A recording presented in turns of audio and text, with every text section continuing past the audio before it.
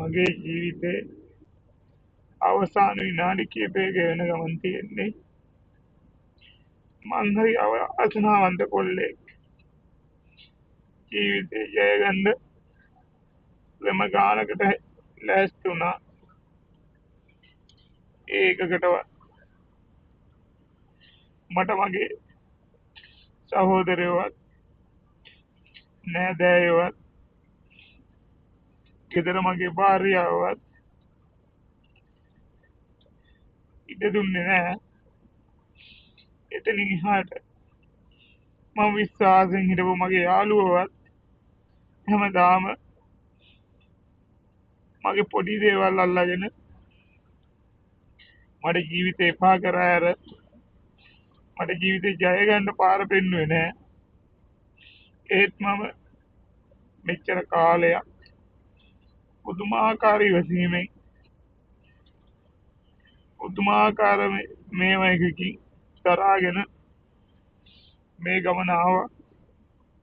නමුත් මට අද ජීවිතේ හරිම දරා ගන්න අමාරු සිදුවීමක්. අංගයකටම ගොඩාක් දේවල් හිර කරගෙන හිටියා.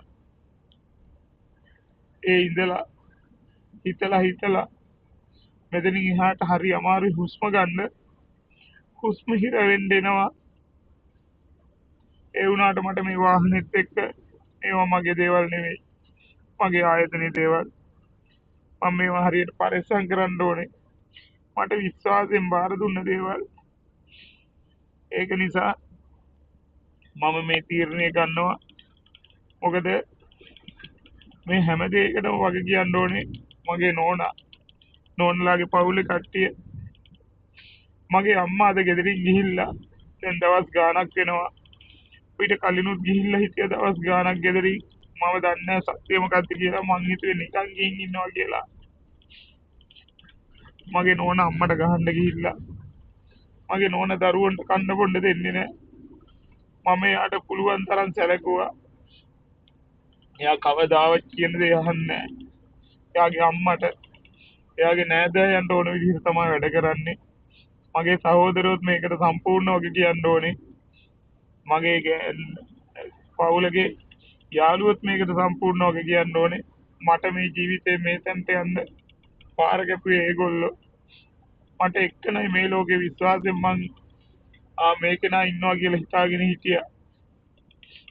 ඒකනත් මට නැහැයි කියලා මම දැනුණා. ඒක නිසා මට තවත් මගේ මේ ජීවන ගමන ඉස්සරහට ගෙනියන්න චුට්ටක්වත් බලාපොරොත්තුවක් නැහැ. ඒක නිසා මම හිතුවා කාටවත් කරදරයක් නොවෙන්න මේ දේ කරගන්න. ඒක නිසා මම මේ කරගන්න වාහනේ ඒ රියදුරා කවදාවත් මේකට සම්බන්ධ නැහැ. ඒක නිසා කවදාවත් එයාට කරදරයක් වෙන්න තියන්න එපා. පදින මතු ආත්මයක හොඳ පුරාසියෙක් වෙලා හොඳ විදියට ජීවත් වෙන්න බලන්නම්. ඉපදුනොත් මම දන්නේ මං කරපු පව්පින් අනුව තමයි මේ ගමනත් මට යන්න වෙලා තියෙන්නේ. ඒක නිසා මම මේ ගමන යන්න සූදානම්.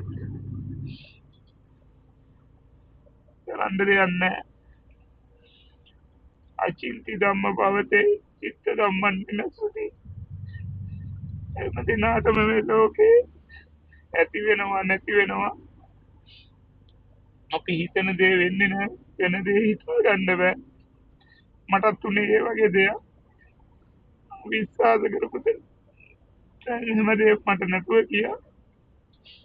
ඒ නිසා මම මේ ගමන යන්න තීරණය කරා. මගේ ළඟින් හිටපු මට හයියක් වෙච්ච මට ගහක් ගලක් වගේ එච්චර කල් මාව රැකගෙන ආපු කෙනෙක් ඉන්නවා. ඒක නාට ලෝකේ කවදාවත් කරදරයක් වෙන්න එපා. මගේ අම්මට පුළුවන් තරම් එයාට තව දරුවෝ 3 දෙනෙක් ඉන්නවා. ඒගොල්ලෝ සලකයි. අම්මා ගෙදර තනියෙන් වෙනම උයාගෙන කෑවා. ඒත් මං දරාගෙන හිටියා. නමුත් මගේ නෝනා රටේ නැති බොරු කියලා රටේ නැති දේවල් කරලා මට ජීවිතේ තිත්ත කරලා ඉවරයි.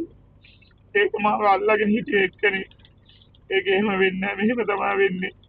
ඒක නිසා බය නැතුව ඉන්න කියලා. ඒ හැමදේම නැතුව ගිහින් ඉවරයි.